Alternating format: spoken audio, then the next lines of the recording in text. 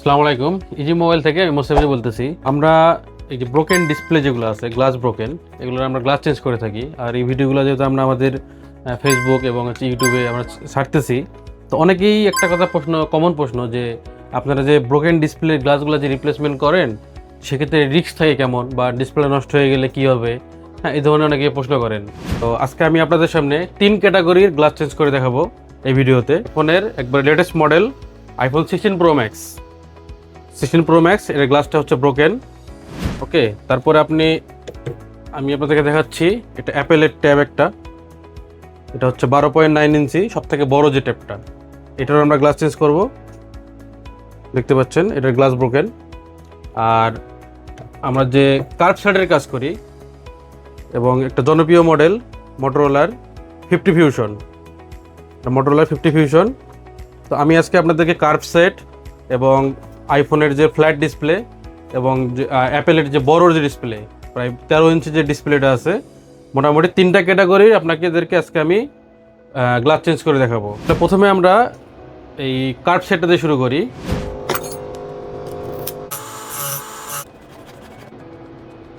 অনেকের কাছে এই ধরনের কাজগুলো আসলে অনেক কঠিন কাজ। অনেকেই মনে করে যে কার্ভ সেটের গ্লাসে চেঞ্জ করা যায় না, ডাইরেক্ট ডিসপ্লে চেঞ্জ করতে হয়। আসলে আমার কাছে এই ধরনের কাজগুলো আসলে অনেক ইজি একটা কাজ। কারণ হচ্ছে আমি প্রায় 12 বছর ধরে একই কাজ করতেছি। এই কার্ভ সেট নিয়ে আমি কাজ করি, গ্লাস চেঞ্জের। কার্ভ ডিসপ্লের কাজ শেষ হয়ে গেল, এখন আমরা আইফোন 16 প্রো ম্যাক্সের কাজ করব। বাংলাদেশে সর্বপ্রথম এই কার্ভ সেটের গ্লাস চেঞ্জ আমি করি S6 তখন সর্বপ্রথম যখন মডেলটা বের হয় কার্ভ ডিসপ্লে। তো তখন থেকে আমি সফলতার সাথে এখন পর্যন্ত এই কার্ভ সেটের এবং আইফোনের যে সেটগুলো আছে, এগুলোর আমি আসলে গ্লাসগুলো চেঞ্জ করে থাকি। 15 ফিউশনটা কাজ ওকে হয়ে গেছে। গ্লেস আপনি বুঝতে পারবেন না যেটা গ্লাস চেঞ্জ করা হয়েছে, বোঝার কোনো ক্ষমতা নাই যেটা গ্লাস চেঞ্জ করা হয়েছে একবার। তো আমরা এখন একটা ডেলিভারি দেবো এবং প্রপারলি ওকে আছে, পুরো ডিসপ্লে কাজ করতেছে।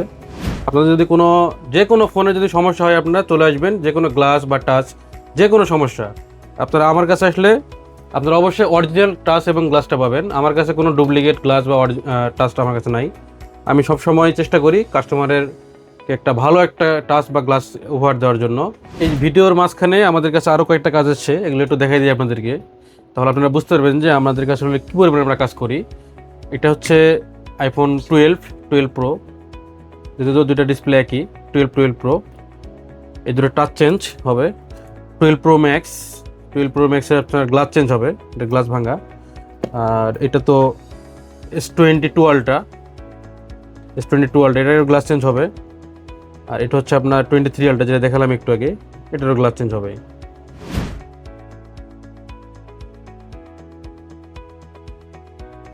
তো আপনারা যে দেখলেন যে S23 আলট্রার যে গ্লাস ভাঙা ব্রোকেনটা দেখাইলাম, এটা আমরা গ্লাসটা উঠে ফেলছি, চেক দিতেছি ডিসপ্লেটাকে।